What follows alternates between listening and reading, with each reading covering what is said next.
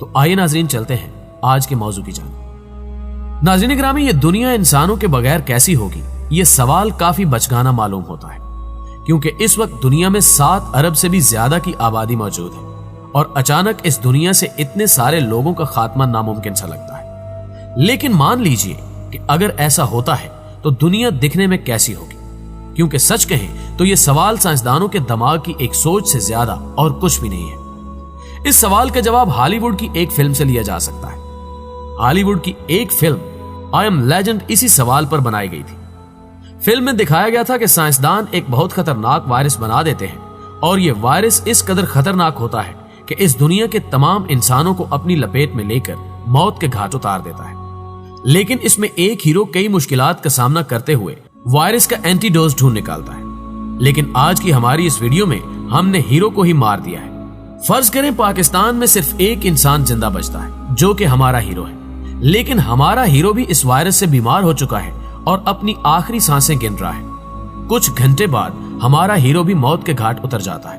تو اب سوچئے کہ کچھ دنوں، ہفتوں، مہینوں اور سالوں کے بعد اس دنیا کا حلیہ کیسا ہوگا۔ معزز دوستو، دنیا سے انسانیت کے خاتمے کا سب سے پہلے ہماری اس دنیا کے گرد گھوم رہی سیٹلائٹس کو پتا چلے گا، کیونکہ رات کے وقت امریکہ کے آسمان 62%، یورپ کا 82% اور جاپان کے آسمان کا 92% حصہ روشن رہتا ہے۔ لیکن تھرمل پاور اور بجلی بنانے والے آلات کو مینٹین کرنے والا کوئی بھی انسان موجود نہیں ہے، اس لیے پوری دنیا میں اندھیرا چھا جاتا ہے اور ہمارے سیٹلائٹس جو ہماری دنیا کے گرد گھوم رہے ہیں وہ یہ سب معلومات جمع کر لیں گے۔ اس کے 72 گھنٹوں بعد آل پاور کا بریک ڈاؤن اپنی اصلیت دکھانے لگے گا۔ دنیا میں تقریباً 435 نیوکلیئر سٹیشنز موجود ہیں۔ ان نیوکلیئر سٹیشنز کی گرمی کو کم رکھنے کے لیے کولنگ پلانٹ میں پانی کی ضرورت ہوتی ہے اور پانی کو ٹاور تک پہنچانے کے لیے پمپس کی، اور پمپس کو پاور کی یعنی بجلی کی ضرورت ہوتی ہے۔ اس لیے بنا پانی اور بجلی کے نیوکلیئر ٹیمپریچر اپنی حدیں عبور کر لے گا، یورینیم پگھل کر آگ پکڑ لے گا اور ریڈیشنز پوری دنیا میں پھیل جائیں گے۔ سٹوٹیم اور سیسم کی کرنیں بادل بن کر ہر طرف پھیل جائیں گی۔ درختوں اور پودوں والی زمین سالوں کے لیے بنجر اور بے جان بن جائے گی۔ اس تھرمل پاور پلانٹ کے قریب موجود اور بھی کئی دوسرے جانداروں کا خاتمہ ہو جائے گا، لیکن دور دراز کے پہاڑوں، جنگلوں اور سمندروں میں انسانوں کے علاوہ تمام جانداروں کو کسی قسم کا نقصان نہیں ہوگا۔ انٹرنیشنل اسپیس اسٹیشن پر ہمیشہ 6 سے 7 لوگ موجود ہوتے ہیں۔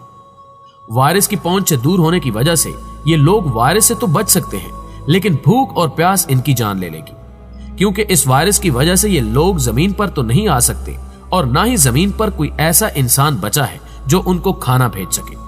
ہر روز سمندروں سے لاکھوں کروڑوں لیٹر پانی نکالنے والے لوگ اب اس دنیا میں نہیں رہیں گے، تو اس کے نتیجے میں ان سمندروں کا پانی گراؤنڈ فلور سے کئی گنا بڑھ جائے گا۔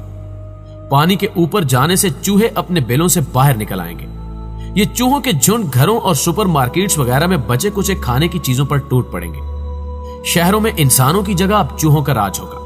معزز دوستو، 1 مہینے کے بعد ہوائی جہاز، گاڑیاں اور فیکٹریاں اب ماحول کو آلودہ کرنے والے دھوئیں نکالنا چھوڑ چکے ہوں گے، اس لیے اب آہستہ آہستہ ایٹماسفیئر صاف ہونے لگے گی۔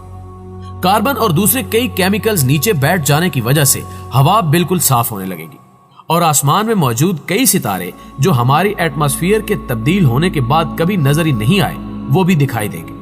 لیکن افسوس، اس وقت انہیں دیکھنے کے لیے کوئی بھی انسان موجود نہیں ہوگا۔ 1 سال بعد بڑی بڑی عمارات کو بنانے اور مینٹین رکھنے والا انسان اس دنیا میں موجود نہیں ہوگا، اس لیے مشرومز اور اس طرح کی کئی دیگر اشیاء کنکریٹ کی بنی ان عمارتوں کو کھوکھلا کرنا شروع کر دیں گے۔ جلد ہی یہ مکان کھنڈر اور مٹی بن جائیں گے۔ وقت گزرنے کے ساتھ ساتھ ان میں گھاس وغیرہ اگنے لگے گی اور یہی حال شہر کی سڑکوں کا بھی ہوگا۔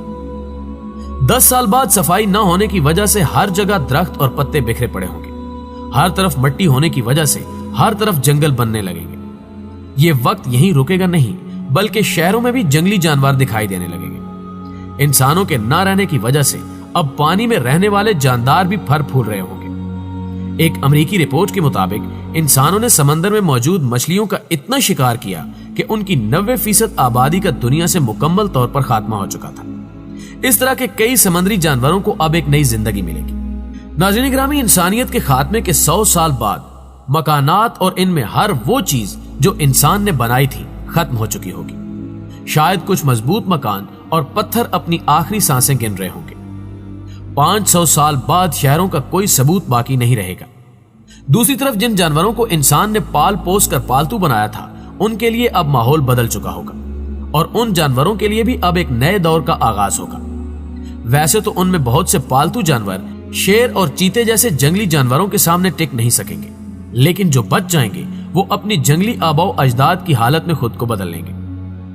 अगले मरहले की बात की जाए तो ये वो है कि इंसानियत के खात्मे के 10,000 साल बाद कार्बन डाइऑक्साइड के खात्मे से इस जमीन पर ग्लोबल वार्मिंग का कोई खतरा नहीं होगा।